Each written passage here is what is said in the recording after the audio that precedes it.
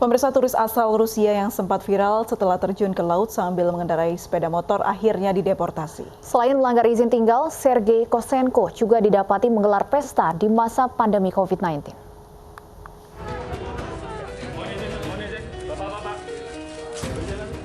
Kemenkumham wilayah Bali kembali mendeportasi warga negara asing. Kali ini seorang turis asal Rusia, Sergei Kosenko, dideportasi kemarin. Sergei sempat menjadi sorotan karena aksi kontroversialnya membuat konten dengan menceburkan diri ke laut sambil mengendarai sepeda motor. Namun, bukan hanya aksi ini yang menyebabkan Sergei dideportasi. Warga negara Rusia berumur 33 tahun itu juga didapati menggelar pesta tanpa protokol kesehatan di tengah masa pandemi COVID-19. Selain berpesta, Sergei juga telah melakukan kegiatan usaha yang bertentangan dengan visa yang ia ajukan saat pertama kali datang ke Indonesia. Bahwa Sergei Kosenko telah melakukan kegiatan-kegiatan seperti menjadi seorang duta yang mewakili kegiatan dari perusahaan tertentu, mengundang investor dan menjadi seorang marketing dengan mempromosikan produk sebuah perusahaan tertentu yang dalam hal ini kegiatannya tidak sesuai dengan persetujuan Telex Visa B211B di bawah seorang penjamin dari PT, sehingga patut diduga Sergei Kosenko telah melakukan pelanggaran. Sementara itu, Alina Osuntinskaya, teman wanita Sergei yang juga terlihat dalam video viral, hingga kini belum dideportasi. Hal ini karena pihak imigrasi masih mengumpulkan bukti-bukti terkait. Sergei Kosenko dideportasi melalui Bandara Ngurah Rai Bali ke Bandara Soekarno-Hatta untuk selanjutnya diterbangkan ke negara asal. Dari Badung, Bali, Bagus Alit, iNews melaporkan. Sebelumnya, pemirsa, Kristen Gray, warga Amerika Serikat yang sempat viral di media sosial, juga dideportasi. Ia sempat disorot setelah membuat cuitan yang mengajak warga negara asing pindah ke Bali di masa pandemi COVID-19.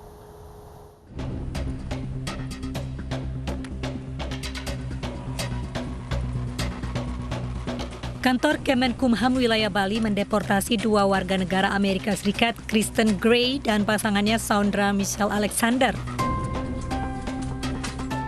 Usai mengemasi barang-barangnya dari villa yang mereka tempati, Kristen dan Saundra kembali dikawal petugas menuju kantor imigrasi Denpasar. Sebelumnya, Kristen dan Saundra telah menjalani tes PCR di Rumah Sakit Bali Mandara dan dinyatakan negatif COVID-19. Kristen dan pasangannya dideportasi melalui Bandara Ngurah Rai Bali menuju Jakarta dan selanjutnya langsung diterbangkan ke Los Angeles, Amerika Serikat. Kristen Gray menjadi perbincangan warganet setelah membuat cuitan di akun Twitternya untuk mengajak warga negara lain datang dan pindah ke Bali. Kristen Gray juga menyebut dirinya memiliki trik dan agen visa khusus yang bisa memberikan kemudahan masuk ke Indonesia di tengah pandemi COVID-19. Selain itu, dalam cuitannya, Kristen Gray menyebut biaya hidup di Bali murah, nyaman, dan ramah bagi kaum LGBT. Dari Denpasar, Bali, Aris Wiyanto, iNews melaporkan. R.E. Koswara, pria berusia 85 tahun yang digugat anaknya karena masalah tanah dan bangunan, melapor ke polisi karena takut dianiaya anaknya. Saat ini keluarga yang berseteru di ranah hukum itu tengah bersiap jalani mediasi di Pengadilan Negeri Bandung.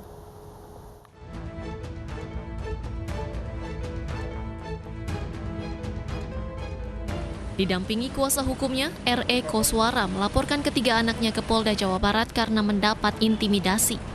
Pria berusia 85 tahun ini melaporkan Deden anak kedua, Ajit anak keempat, dan Muhtar anak keenamnya terkait dugaan ancaman dan intimidasi. Koswara juga membawa video yang berisi dugaan dari anak-anaknya.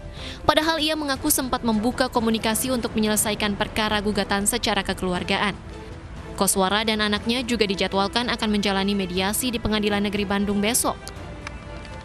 Ke anak sayang, tapi jangan sampai begitu ke orang tua.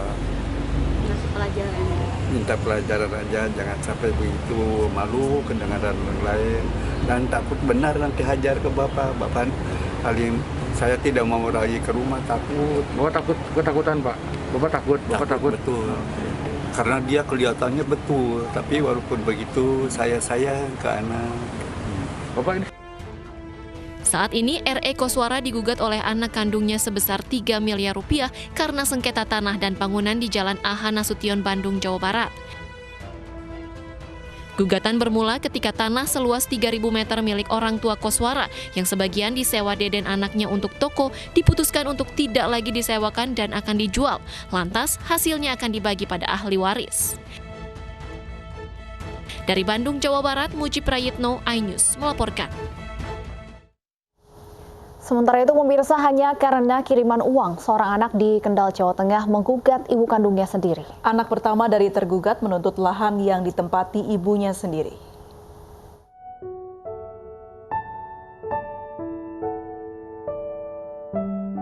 Kalau saya mati, terus jadi babi, lu sakit hati, Mas.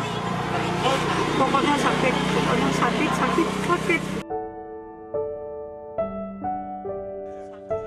Ramisah, 64 tahun, warga Candiroto, Kecamatan Kota Kendal, Jawa Tengah, tidak kuasa menahan kesedihannya karena memikirkan gugatan dari anak pertamanya, Mariana.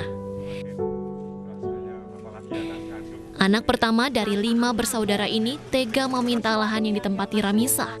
Gugatan terjadi karena anaknya yang bekerja di luar negeri menuntut uang yang pernah dikirimkan kepada ibunya.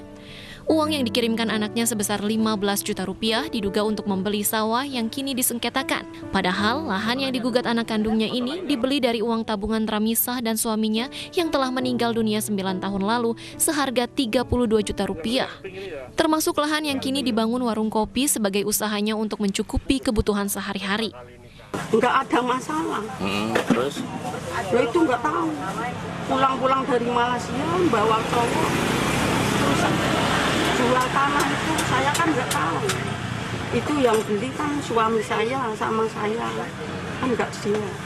Katanya dia, saya tuh udah dibentak sama pengacara si Mariana Purwanti itu namanya. Katanya kok Pak Ngaman bisa beli tanah segitu. Sementara menurut kuasa hukumnya, penggugat merantau dengan menitipkan anaknya sejak berusia 5 bulan hingga 24 tahun kepada Ramisah. Terkait gugatan dari anak kandungnya yang pertama, itu Mariana, itu meminta objek tanah yang disinggahi Ibu Ramisah ini karena mendalilkan waktu itu mengirim uang kepada almarhum suami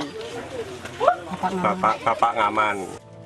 Hingga kini kasus anak menggugat ibu kandungnya sendiri ditangani di Pengadilan Negeri Kendal dan telah mengikuti mediasi sebanyak 4 kali, namun belum menemukan titik terang. Dari Kendal, Jawa Tengah, Edi Prayitno, iNews melaporkan. Kasus keluarga yang saling menggugat dalam pusaran hukum kerap kali terjadi. Salah satunya anak menggugat orang tua. Harta benda menjadi pangkal masalah yang membuat kedua pihak tidak dapat menyelesaikan masalah secara kekeluargaan.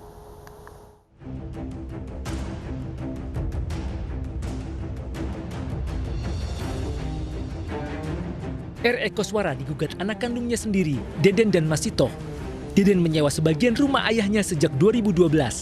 Di tahun 2020, Koswara berencana menjual tanahnya dan mengembalikan semua biaya sewa yang dibayarkan Deden. Namun Deden tak terima dan justru menggugat sang ayah dengan angka yang fantastis, 3 miliar rupiah. Mirisnya lagi, Deden menunjuk adiknya yang merupakan anak ketiga Koswara, Masito, sebagai kuasa hukum. Namun naas, Masito mengembuskan nafas terakhirnya sebelum sempat menjalani sidang. Abdi mah hoyong beres, sadayana nurut cadosan abdi, penerangan abdi supadosanya terang, kumaha hari ieu biasa dah adon seolah-olah ngalepat-lepatkeun abdi dan malahan sampai dipanggil teh malen seur kaributan jadi bingung abdi teh.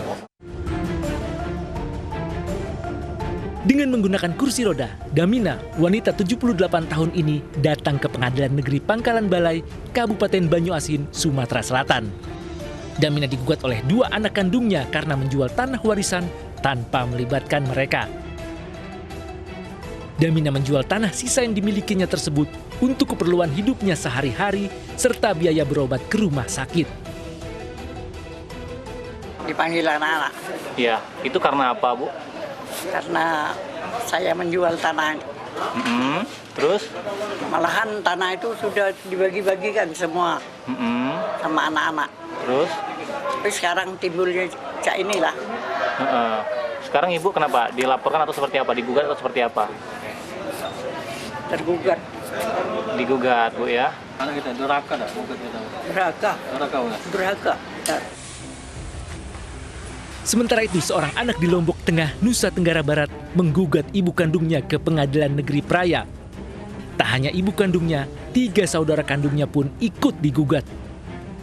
Gugatan terkait warisan berbentuk deposito senilai 84 juta rupiah dan rumah peninggalan almarhum ayahnya seluas 4 hektar. Ini pengadilan agama. Ya, siapa yang foto dibaca sama anak saya? Ini Ruli mak dia bergugat, dia bilang. Yang digugat apa ini? Saya sama adik-adiknya. Yang deposito itu berarti yang digugat? Iya, saya deposito. Nama saya tidak mau saya pakai nama anak saya itu. Pakai nama saya. Kemarin disuruh minta maaf, dia tidak mau. Saya tunggu di pintu, sengaja saya tunggu di pintu. Dia lewati saya. Saya tunggu di parkiran, dia lewati saya, tidak mau dia. Sebelum sidang berjalan, pihak pengadilan juga telah memediasi penggugat dan para tergugat. Namun penggugat tetap bersikeras melaksanakan niat menggugat orang tua serta saudara-saudara kandungnya. Tim Liputan iNews melaporkan. Cinta terlarang membuat seorang suami di Demak, Jawa Tengah membunuh istrinya sendiri karena korban mengaku berselingkuh. Pelaku juga kesal istrinya sudah tidak mau melayaninya selama 2 bulan.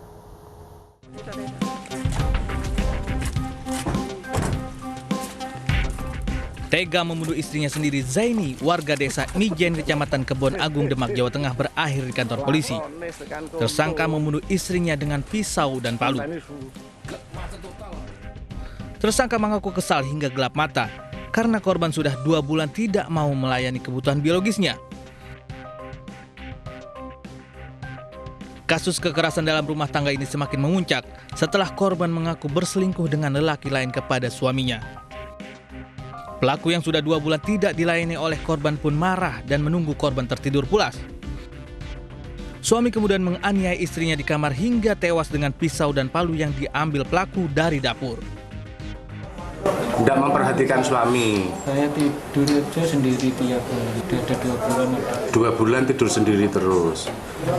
Istri tidur di depan, saya tidur di belakang. Usai membunuh korban, tersangka sempat berusaha kabur. Namun warga yang curiga melihat gerak-gerik pelaku segera menangkap dan menyerahkannya kepada polisi.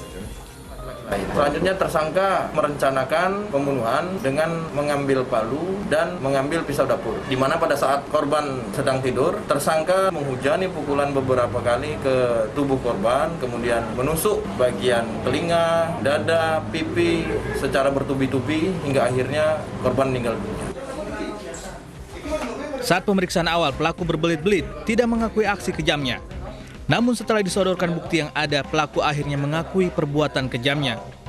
Tersangka akhirnya dijerat dengan pasal pembunuhan berencana dengan ancaman hukuman seumur hidup.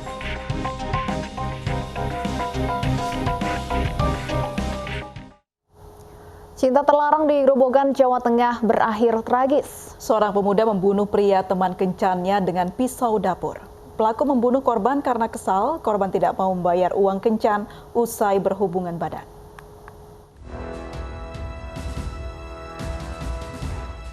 Warga desa Terkesi, Kecamatan Kelambu, Grobogan, Jawa Tengah digegerkan dengan temuan mayat seorang lelaki tanpa busana. Korban berinisial IA dibuang di semak-semak tak jauh dari rumah pelaku pembunuhan. Menurut Mahfudoh, tetangga pelaku, sebelum pembunuhan terjadi, sempat terdengar teriakan minta tolong dari dalam rumah pelaku. Warga yang kaget kemudian datang dan mendapati darah berceceran di jalanan depan rumah pelaku. Ia bahkan sempat melihat tetangganya tersebut membuang jasad korban.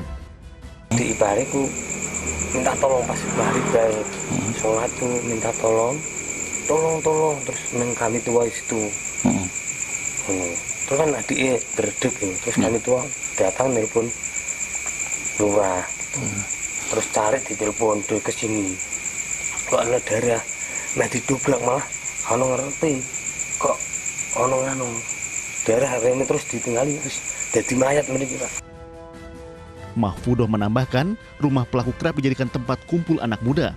Tak jarang rumah pelaku juga jadi tempat mabuk-mabukan di akhir pekan. Tidak berselang lama, polisi menangkap pelaku. Di depan polisi, tersangka berinisial JK ini mengaku kesal membunuh pasangan kencannya sesama jenis karena korban tidak mau membayar uang sesuai yang dijanjikan. Pelaku mengaku baru pertama kali berkenalan dan bertemu dengan korban. Keduanya berkenalan melalui media sosial. Korban warga desa Gubuk, Grobogan, Jawa Tengah ini kemudian mendatangi pelaku di rumahnya untuk berkencan. Namun usai melakukan kencan terlarang, korban menolak memberikan uang seperti janji awal hingga berujung pembunuhan. Nggak ada uang, sama jajannya satu, paling nggak ada uang. Buat apa? Bayar apa? Bayar aku. Bayar kamu? Emang kamu apain? Bayar apa? Beli atau apa? Mau main sama aku. Main. Jika melakukan penusukan menggunakan pisau di bagian leher sebanyak 5 kali sehingga mengakibatkan korban meninggal dunia. Polisi menyita sejumlah barang bukti dalam kasus pembunuhan ini, seperti pisau dapur milik pelaku beserta pakaian pelaku dan korban. Tenaga kerja asal Cina tiba di Indonesia di tengah larangan masuk warga negara asing karena COVID-19. Selengkapnya kami hadirkan usai jeda berikut, tetaplah di iNews Sore.